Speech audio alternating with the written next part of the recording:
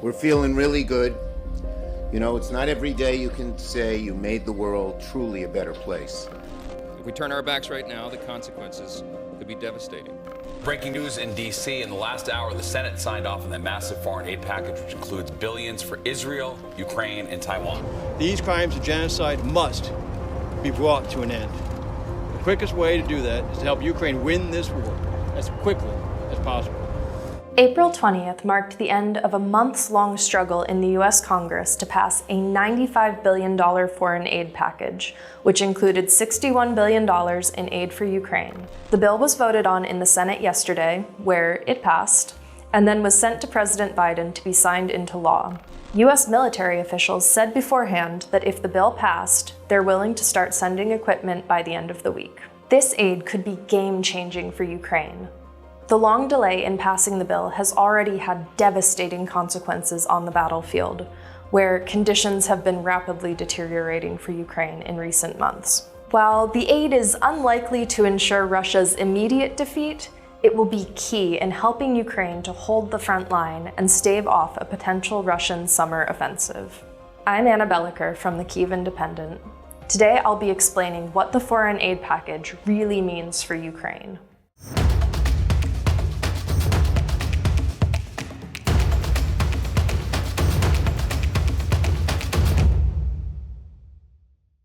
So, what happens next? The bill was passed in the Senate yesterday, April 23rd, and then sent to President Biden to be signed into law, something he said beforehand that he was willing to do immediately.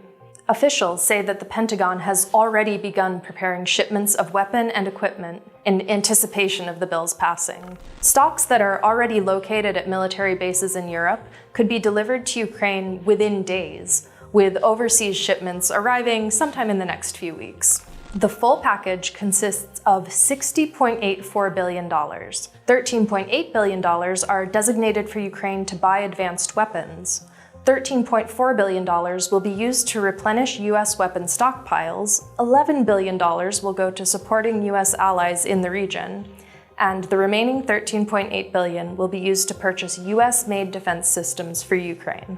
This means that a significant portion of the bill's funds will actually be funneled back into the American economy, as equipment purchases will be made through American defense contractors, and funds given to allies will be used to bolster the US's existing military presence in Europe.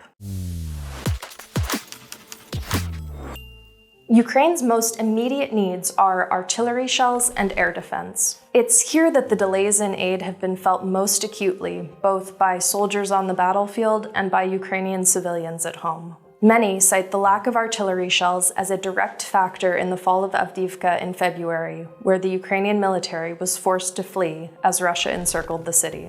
Although Europe has tried to fill the ammunition void as the US aid package lagged in Congress, Russia maintains dominance in artillery firepower, an increasingly worrying fact as they continue to push further into Donetsk Oblast in the lead up to the anticipated summer offensive. Likewise, a lack of air defense has left Ukraine's cities and infrastructure increasingly vulnerable to Russian drones and missiles. Although Kyiv's skies are usually tightly protected by the US-supplied Patriot air defense system, less than 2 weeks ago, Russia knocked out the Trypillia thermal power plant, just 40 kilometers south of the capital. President Zelensky claimed that the Air Force only had enough ammunition to shoot down 7 out of the 11 Russian missiles aimed at the plant, with the remaining 4 successfully striking and destroying it. In short, every missile that we don't have the capacity to shoot down can wreak devastating consequences.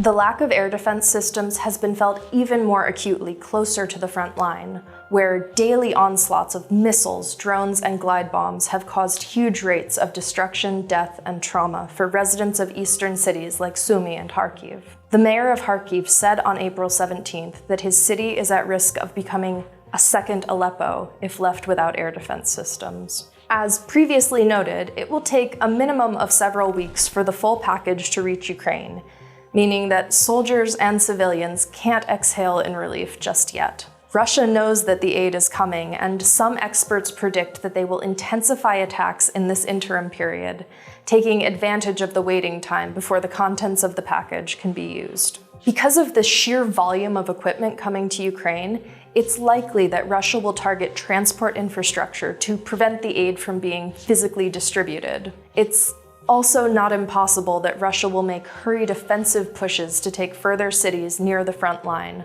while they still maintain the upper hand with artillery. The fate of strategically important cities like Chasiv Yar near Bakhmut still remains to be seen, and we can only hope that they won't be occupied by Russians by the time the aid hits the battlefield. The months of political bickering and stalling have turned aid for Ukraine into a bipartisan issue in the US Congress, far removed from the devastating loss of life here in Ukraine. While Ukrainians are extremely glad that this package has been passed and look forward to a renewed strength in Ukraine's defensive capabilities in the coming months, it will take long-term support from all of Ukraine's allies to defeat Russia, a country with robust military-industrial complex and a large population to continue pulling conscripts from. As President Zelensky said in a press conference on Sunday, this aid gives Ukraine a chance. It remains to be seen whether future decisions by allies turn that chance into complete victory.